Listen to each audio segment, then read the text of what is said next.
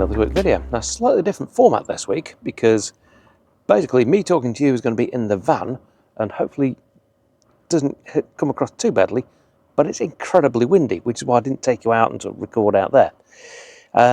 We're at Bridlington, and basically what we've done today, we've gone out for a wander up the seafront and a few of the streets on the way back, just taking in some of the scenes to try out this, which is my Lumix GX-7, but with an addition of the Lumix 12-32 lens, the pancake lens. I wanted something that was discreet, small, takes up as little room as possible so it can be thrown into a pocket, and got decent quality. Now that's the key to it. It needs to be decent quality. And reading some of the reviews, this comes up, from what I've seen, similar sort of clarity as I'm sort of getting from the Lumix 25mm Leica lens. So if it comes out, I'll be quite happy with that. So the idea was, we'll go and have a bit of a wander, see what it works like. I've taken some B-roll while we're out and about, so I'll intersperse some B-roll, some shots, and I'll sort of tell you what my thoughts are and really what the sort of the reasons behind wanting something like this really are.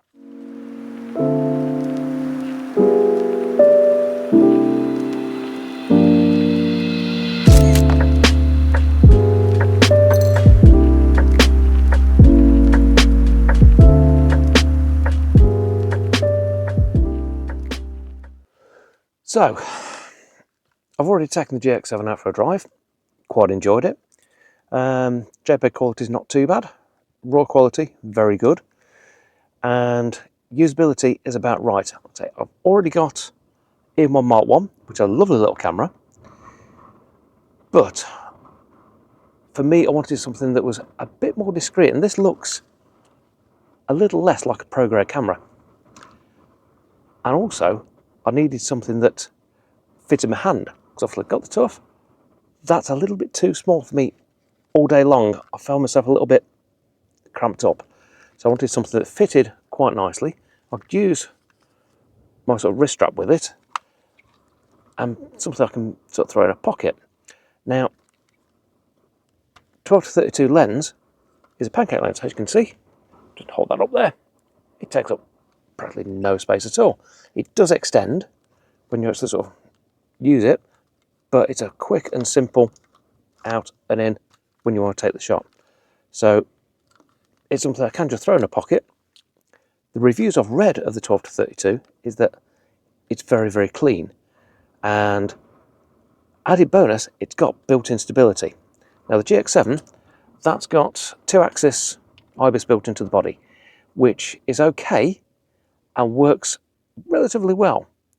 But as soon as you start to actually bring the shutter speeds down, you do tend to feel it's like, actually, yeah, I've been spoiled a lot by the Olympus and the omsystem IBIS, and it's not as good. Running this with the inbuilt lens stability, it's not bad at all. It's very, very usable, and I'm certainly finding that I've not got an issue with taking any kind of shots that I need.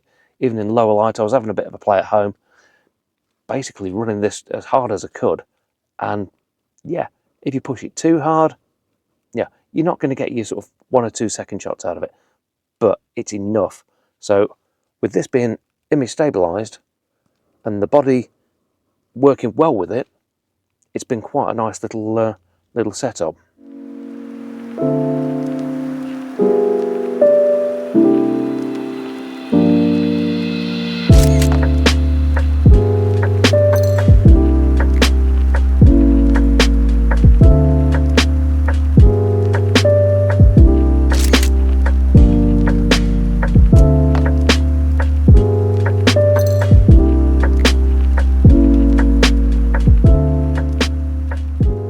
Like I said, I've got the EM1 Mark 1, which is probably a similar size and weight to this, but it looks a bit, I'll say, a bit pro, because you've got mirror box on top. This hasn't got that. Obviously, the viewfinder, it's got the sort of funky flip-up viewfinder on that, which isn't the best viewfinder. You do find it a little bit distant, but it's good enough to sort of compose with. I do find myself using the back screen more than anything, which has got a fantastic sort of tilt out, and that's so you can sort of hold it up, compose with it, or what I've been finding a lot for sort of shooting from the hip, you're looking straight down onto the camera. Works really well. More so than the OM1 where you've got the fully articulated, because that you've got to flip it out, flip it round, and then you're looking at it. It's not something you can disappear. With this, it looks like you're messing around with something on top of the camera and you're actually taking a shot. So it helps with the street environment to sort of disappear into the crowd a little bit more. Obviously, you've got single SD card with this, a bit like the M1 Mark 1. But the battery life isn't bad. I'm getting around about 150, 160 shots out of it, out of a battery. Certainly, with having the inbuilt stability, it does take a hit on the battery, but I've got 3 batteries for it. I've got the one that came with the camera and the aftermarket, which was sort of 20 quid with a charger. You take that out with you with a little side bag. Yeah, it's super lightweight, and it's not really sort of any kind of problems with, you know, sort of I'm going to run out of battery, or I've got an issue with sort of how many shots I'm taking just in case, you know, I've run out. Not a problem. I've carrying the batteries with me. Absolutely brilliant idea. I've not bothered doing much other than sort of sticking this in aperture priority. Auto ISO, obviously it's got your normal native ISO ranges, which most Mark 4/3s have. Starts at sort of ISO 200. I'll push this probably to 3200, maybe 6400, no more than that. But as long as you're exposing right, your ISO shouldn't be a problem anyway. But yeah, certainly the ergonomics are quite nice. They're maybe not as nice as M1 Mark 1 would be, but they work well enough to actually make it a fairly usable setup.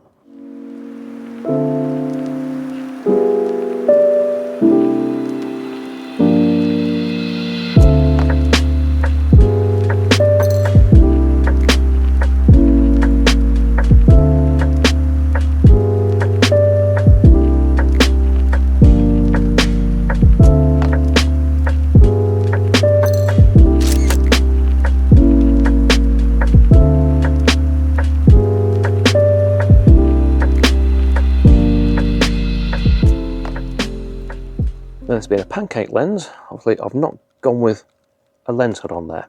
Now it's been fairly bright today, and I was worried a little bit how it would flare. It doesn't seem to. Obviously if you point it straight to the sun, you're going to get a bit. But generally it seems to be very, very well behaved. And I've got to admit, I was quite happy with the focal range as well.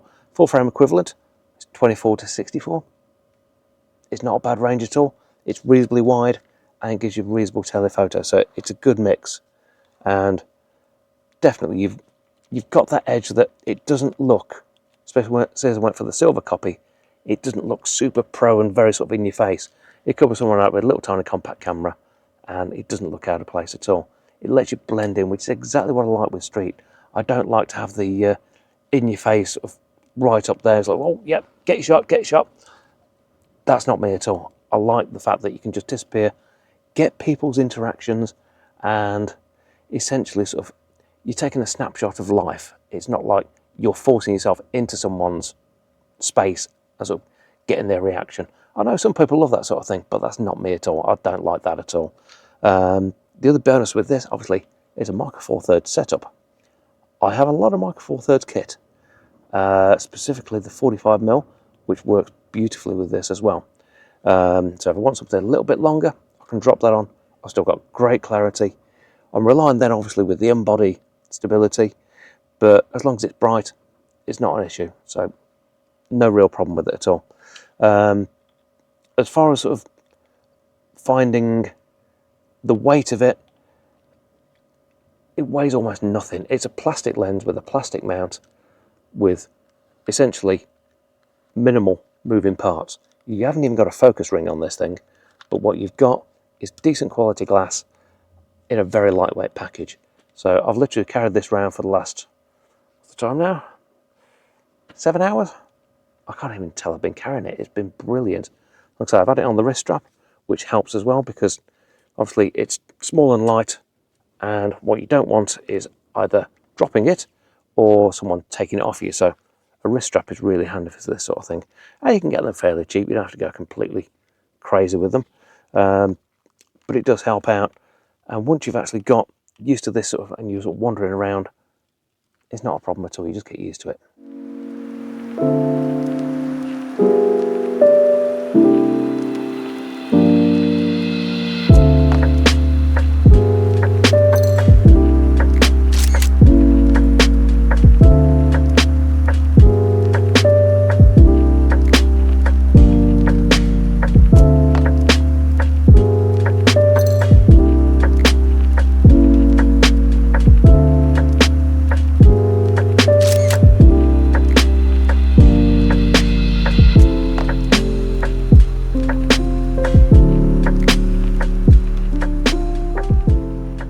So I suppose the big test, obviously this has been a little bit of a street session with a few sort of bit of coastal things thrown in.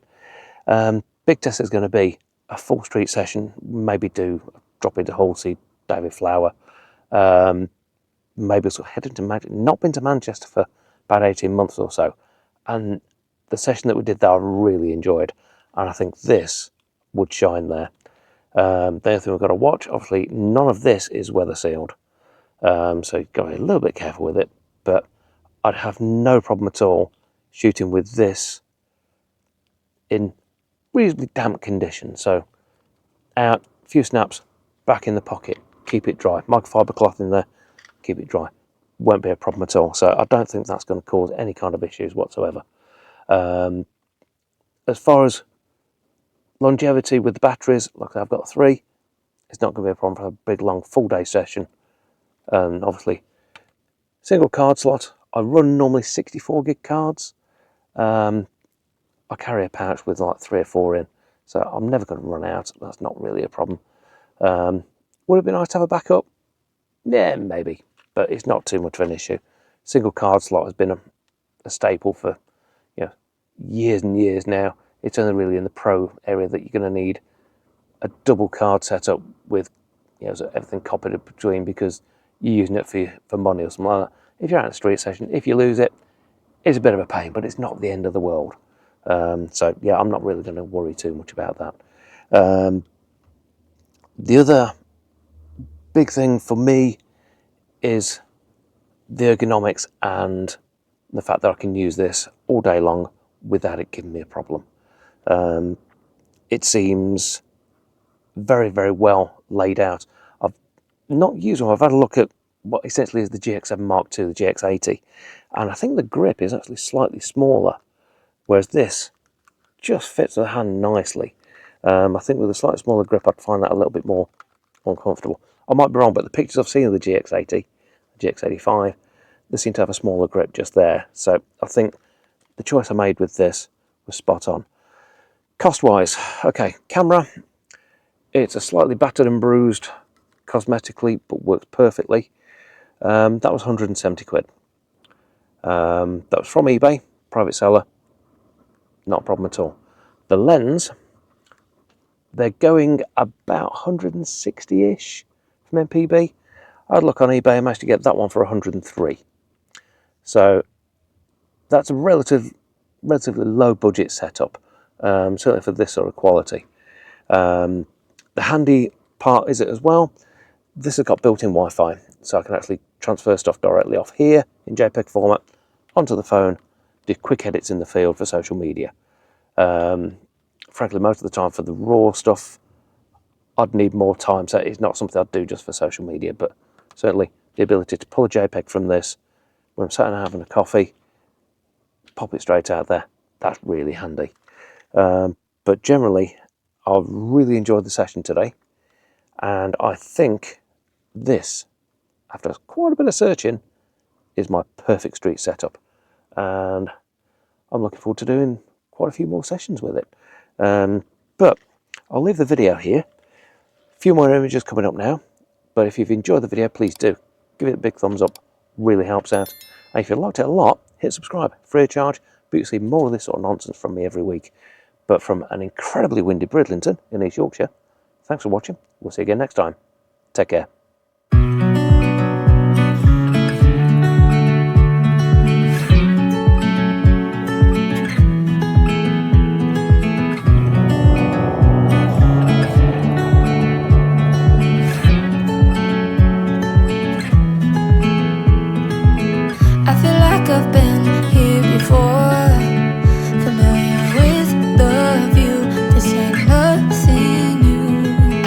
Every time that you walk through the door, I'm hit by the same old sad